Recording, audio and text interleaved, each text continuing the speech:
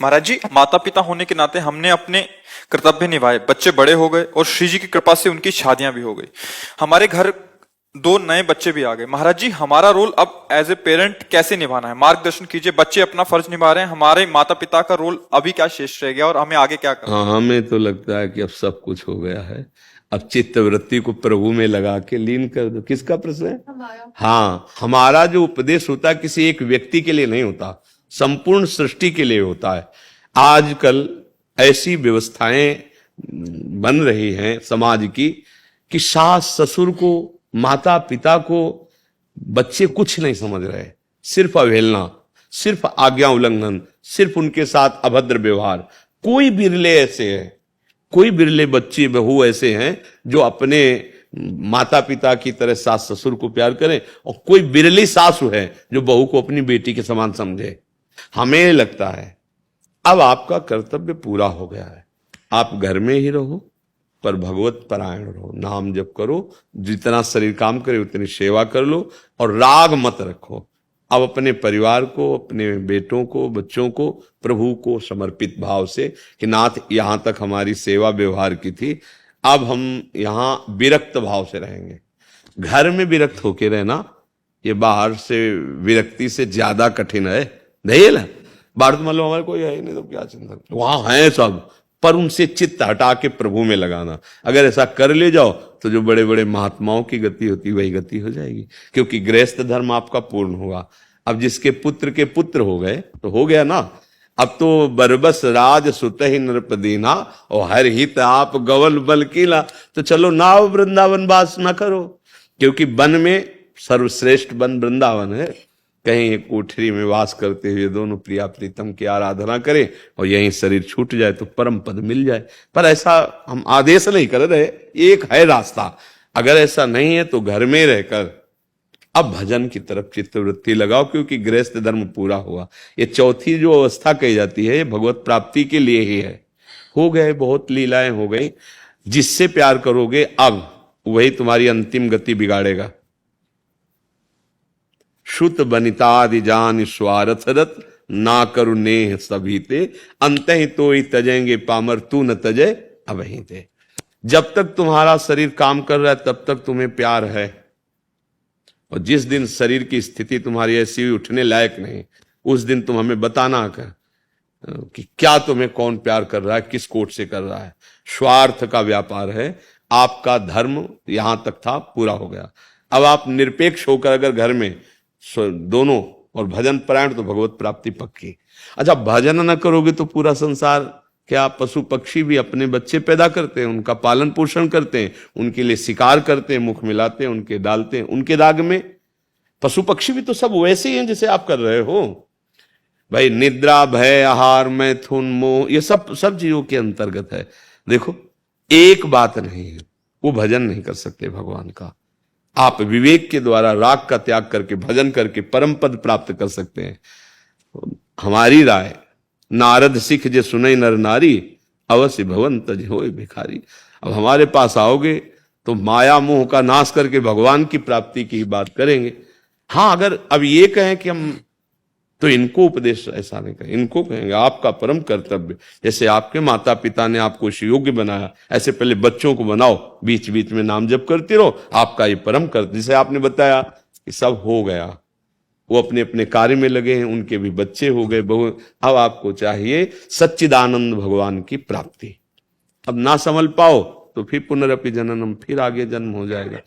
क्योंकि जहां राग होता है वहीं, देखो अजामिल का राग बच्चे पे था, पर बात इसलिए बन गई कि बच्चे का नाम नारायण रख दिया।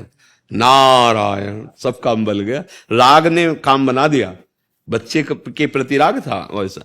अब जैसे घर के प्रति राग हो, तो ये हमने कमा के, ये हमने बनाया, तो उसी में फिर जब शरीर ऐसे ऐसे बहुत बड़ी दुर्गति है जीव की बड़ी दुर्गति है भैया। इसीलिए हम कर्तव्य को भजन माने। जैसे एक माई ने बताया, अब इसका कर्तव्य था।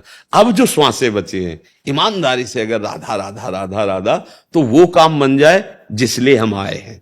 साधन धाम मोक्ष कर द्वारा, ये मनुष्य दे भगवत प्राप्ति के लिए, परमानंद की प्राप्ति के लिए। अब इसके बाद हमें मनुष्य देह मिलेगी गारंटी तो नहीं है ना। अगर बिगड़ गई बात तो कोई, देखो हिरन के बच्चा में प्रेम कर लिया और ध्यान मरते समय हिरन का रहा तो हिरन बन गए जड़ भरत जी। भागवत में है ना प्रसंग। हम लोगों के तो हिरन के केवल उनके तो एक अपने भगवान के ध्यान के लिए पत्नी पुत्र राजमहल परिवार सब छोड़ दिया, फंस गए एक हिरन के बच्चे में। और अपने लोग तो कितनी जगह आसक्त किए हैं, तो क्या बनना पड़ेगा।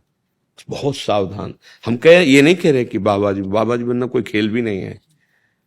भोगों की जो आकर्षण वृत्ति आप लोग देखो कैसा मन तुम्हारा करता है, लेकिन नाम के द्वारा, भजन के द्वारा, ज्ञान के द्वारा उसे भस्म करके फिर आगे ऐसी ऊंचाई पर जहां काम क्रोध छू न पाए, वो स्पर्श भी न कर सके। बहुत कठिन मार्ग है, तभी कोई बिरला चल पाता है, नहीं तो चला और फिसल करके फिर उसी वो बेस वही रहेगा, खेल वही हो जाएगी। तो इसलिए गड़बड़ हो जाता है। गृहस्थी में रहकर बहुत बढ़िया भगवत प्राप्ति हो सकती है। एक पत्नी व्रत या एक पति व्रत धर्म पूर्वक मेहनत करके कमाओ, आए हुए अतिथियों का या किसी को अत्यंत आवश्यक देखा कोई बीमार तड़प रहा है, 10 रुपया लगा के उसकी औषधि और नाम जप, और अपने परिवार को भगवान प्रदत्त मानो कि भगवान ने दिया है। पुत्र पत्नी परिवार ये भगवान ने तो भेजा। आप क्या जानते हो कौन है, कौन आया तुम्हारे पुत्र रूप में, क्या जानते हो, क्या परिचय जानते हो, पूर्व में कौन था, आगे क्या होगा, तुम्हें तो कोई परिचय नहीं। तो भगवान ने उसे पुत्र रूप में सेवा करने के लिए दिया। और नाम जब पक्का भगवत प्राप्ति हो जाएगी। पर भगवान को कोई चाहता नहीं भगवत प्राप्ति। साधु महात्माओं के पास जाते, बेटा होना या लौकिक कामनाओं की पूर्ति करना या इन सब पे हमारा महत्व नहीं है। अगर हमारा होता तो हम छोड़ के क्यों बनते। और आप भी सही माने में जो सुख और शांति चाहते हो वो बिना भगवान के नहीं है। बहुत बेटे हैं लेकिन रो रहे हैं और दुर्गति को प्राप्त हो रहे हैं। हाँ, अगर बेटा है तो भगवान मानकर सेवा करो, नहीं है तो गोपाल जी को बेटा बना लो और दोनों मिलकर उनकी सेवा करो और भजन करके भगवान को प्राप्त हो। हमारी तो ये सीख है।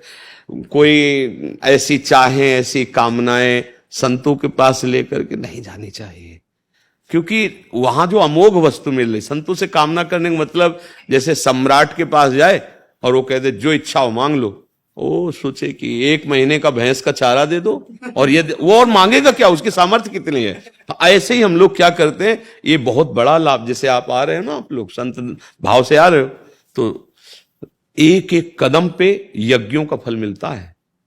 संत दरस को चालिए तज माया अभिमान, ज्यो ज्यो पग आगे पर है कोटिन यज्ञ से। तो अब इतनी मतलब अमूल्य वस्तु जो तुम्हें मिल रही उसको कामनाओं में कोई कहे या हम आपके दर्शन करने आए, हमको ये विजय मिल गई या ये लाभ, ये तो बहुत छोटी बात है। हम तो तुम्हें माया पर विजय प्राप्त करने की बात कर रहे हैं। काम क्रोध लोभ पर विजय जो कभी नहीं प्राप्त कर सकते, वो बात है। सत्संगति का तात्पर्य भगवत प्राप्ति, संतों के संग का मतलब भगवान की शरणागति। तो अब ये बातें तो कम समझ में आती लोगों को। ये समझ में आती कि सिद्ध है, वहां जाएंगे तो ये हमारी बात बन जाएगी, कामना पूर्ति हो जाएगी। तो प्रायः लोगों का ऐसा नहीं। संत संग भगवान के प्रेम रंग में रंगने के लिए है। हमें लगता है यहां अगर आए कोई तो सुधारने के लिए ही आवे। आचरण सुधार लो, मन की वृत्ति सुधार लो, तो बिना मांगे सुख आपको मिलता रहेगा। अन मांगे, स्वामी हरिदास जी कहते हैं, अन मांगे आगे आवेगो ज्यो पल लागे पल को। जैसे पलक बिना प्रयास के झपकती रहती है, ऐसे ही तुम्हें सुख लिपट जाएगा तुम्हारे चरणों में, क्योंकि तुमने सुख सिंधु का आश्रय ले लिया। अब भगवान का आश्रय न लो, बुरे आचरण करो तो सुख मांगने से थोड़ी मिल जाएगा। चाहे जहां जाओ, आचरण किया है वो तुम्हें दंड दे के रहेगा। इसलिए हमारी प्रार्थना है कि अब आपका समय अधिक से अधिक भजन में जाना चाहिए और इसी से जीवन की सार्थकता होगी। आपके लौकिक धर्म की पूर्ति हो गई, अब परम धर्म की पूर्ति। बिना भगवान की प्राप्ति के आवागमन नहीं रुकेगा और ये केवल मनुष्य शरीर में ही होता है। इसलिए अब न चुको, जितनी श्वासें उतने में भगवत प्राप्ति हो जाएगी। राधा राधा राधा राधा राधा, जो नाम प्रिय है बस वही नाम।